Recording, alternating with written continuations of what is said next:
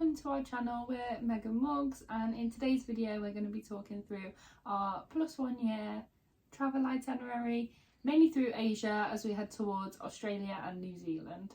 But the aim of this video is to hopefully give you some inspiration about how you might like to spend some time travelling, whether that be the full year or just a section of the trip through Southeast Asia, maybe Australia and New Zealand. And also it'll be a nice way for us to reflect hopefully in a year's time to see how our trip progressed. So first stop on our travels is Sri Lanka, somewhere that we're really excited to go, especially as we wasn't sure if we would be able to with everything that's happened recently. So we'll be flying into Colombo. We actually leave this Sunday, so getting close now. Once we've landed in Colombo, we'll spend a few days readjusting, just due to sort of jet lag, before we head inland towards the jungles. So we'll be spending a couple of weeks there, sort of Ella, Kandy, doing lots of hiking, seeing lots of animals hopefully, and then we'll head down towards the south coast and stop off at Udawallaway National Park on the way. Nice, yeah. And then we'll sort of go to places like Unawatuna, Gulf Fort along the way as we work our way along the south coast, and then getting a train back up to Colombo to sort of finish our Sri Lanka adventure. Yeah, so once we've made our way back up to Colombo, we'll be flying into country number 2, and we're just waiting for our e-visas to come back, but hopefully then we'll be heading up to India. We'll be flying into New Delhi and spending roughly 3 weeks there. Yeah, so those 3 weeks will entail a sort of loop around the major cities in the north, taking in the best of New Delhi, of course, Agra, Jaisalmer, Udaipur, Pushkar, and even getting as far as the desert in Baikonur. This will be done via the train network, which will allow us to sort of get, a local experience of how things will be. And then we'll be heading back to New Delhi, which is where we'll eventually fly out of the country as well. So country number 3 on this trip, we'll then be flying into Kathmandu Airport in Nepal. We'll be spending roughly 3 weeks there, and we're not 100% decided exactly what we're going to do yet. When we arrive in the country, it depends on sort of a number of factors, so sort of cost, availability of certain different treks that we've had a look into. Yeah, and those include the Everest Base Camp. We've also had a look at the Annapurna circuit. There's Gokyo Lakes and also Mardi Himal. If any of you that are watching has done any trekking in Nepal, feel free to leave us a comment or message us on our Instagram with your recommendations. Maybe that's with a trekking company or a guide, that you've done it with. And we'll be happy to look into it. It's always nice to sort of speak to people who've done it themselves as well, have sort of a first-hand experience and recommendation. So if you do have any recommendations, please just let us know. So after the trek, we'll probably spend another couple of days in either Kathmandu or Pokhara, just winding down, relaxing, after what will probably have been a stressful couple of weeks before we head on to our 4th country, flying out of Kathmandu into Chiang Mai, hopefully in northern Thailand. We'll be spending roughly sort of 3 to 4 weeks in northern Thailand, so Chiang Mai, Chiang Rai, Pai, Mae Salong, and then we'll be working our way down through northern Thailand towards Bangkok, which will be sort of last stop before we head out towards Laos. So after spending a couple of days exploring Bangkok, we'll either get the bus or boat up into Vientiane in Laos. We're going to be working our way down the country, taking in the sights of Luang Prabang, and we're really excited about the Takek Loop especially. We'll also be going to sort of Paksay and the 4,000 Islands. So after 3 to 4 weeks exploring Laos, we're then heading on to our next country, being Cambodia. We'll be starting in Siem Reap. So we'll be spending sort of 10 to 14 days there roughly. Obviously things might change closer to the time, but unfortunately in this trip I don't think we'll have time to do the south coast and the beaches of Cambodia. I mean, we will be seeing lots of amazing beaches on this trip, and it's always an opportunity to go back. But primarily for this trip, we're thinking sort of Siem Reap, Battambang and Phnom Penh before we head into Vietnam. So from Phnom Penh, we'll be getting the bus over to Ho Chi Minh City in South Vietnam, and we're going to be taking the sort of classic backpacker route from south to north, so from sort of Ho Chi Minh City all the way up to Hanoi in the north. Taking in the sights of sort of like Dalat, Hoi An, Hue, Phong Na, the Hai Giang Loop, and we're really excited for especially Ha Long Bay. Yeah. That looks absolutely amazing. The hiking in Sapa, for example, and then of course Hanoi You know, it's crazy busy streets, all the motorbikes. We've seen a lot about people we know travelling in Vietnam as well, so obviously they've sent us lots of recommendations, which we're really excited to go and visit. We'll then be flying into Manila for our next country, which is the Philippines. I think we're aiming to spend roughly sort of 3 to 4 weeks there. Obviously, again, depends on flights and availability of these, but we're really excited for all the sort of islands, snorkeling, everything that Philippines has to offer. Absolutely, and we're sort of flexible in the route that we're going to take. We'll either sort of take a clockwise or anti-clockwise route around the islands. So starting and finishing in Manila more than likely, taking in sort of like Coron, Nusa Penida, and then, you know, lots of the other islands like Bohol, Camigan, Singapore. Yeah. And yeah, like Megan said, I mean, we just want to sort of spend the time on the beaches, the islands, taking in the best of what the Philippines has to offer. And we think it'll be a lot more relaxing as well than our time in Vietnam, so it'll be nice to sort of take a step back, just chill out, as well as sort of lots of snorkeling and swimming. So upon returning in Manila, we'll be flying out back into Thailand and more than likely flying into Bangkok, before then travelling down the country to sort of explore the Khao Sok National Park area, also the North Central Islands, so Koh Phangan, Koh Tao, Koh Samui, before then heading further south to explore the Southern Islands with Megan's parents, who are going to be coming and meeting us. So that'll be really exciting to come to see some familiar faces after being on the road for so long.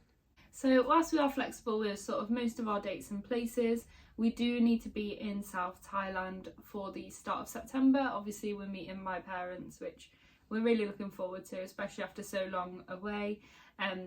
But we'll be spending that primarily on sort of the amazing beaches and islands, so it'll be a nice relaxing time together. So we'll be spending roughly 3 weeks in Malaysia. We'll be starting in Langkawi and working our way from sort of north to the south, stopping in places such as Penang, the Taman Negara National Park, and then Kuala Lumpur. We're really looking forward to it. I feel like there's quite a lot of diversity in the country, so that will be really good.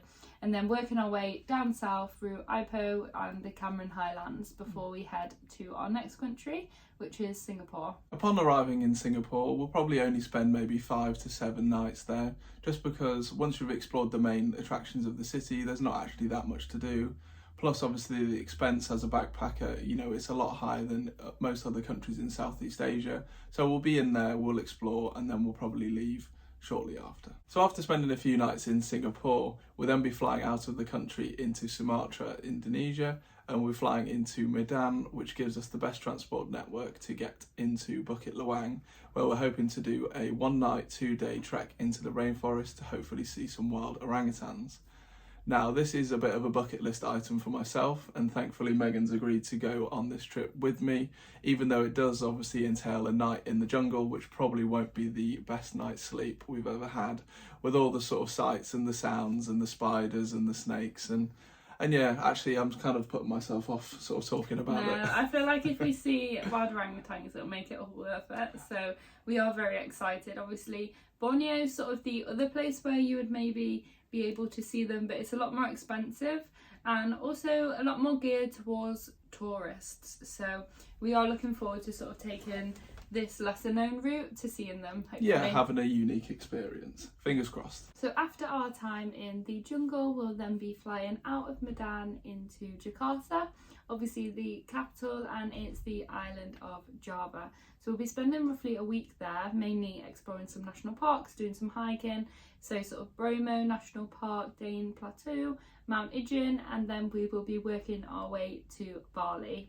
Yeah, we're both excited to go to Bali. Obviously, it's a bit of a, you know, a touristy destination, but after seeing so much on Instagram and YouTube, it's just somewhere that you have to visit, for sure. Definitely. It'll be a nice break as well, because I think we'll be able to stay in some nicer hotels, nicer accommodation, eat some, maybe even some Western food that we might have missed out on over the past sort of, 6, 7, 8 months that we've been travelling at that point. So once we have explored Bali, we'll be then flying into Cairns, so sort of northeast Australia. We're really excited. We've been to Australia before, but only really explored Sydney. And we spent a month there.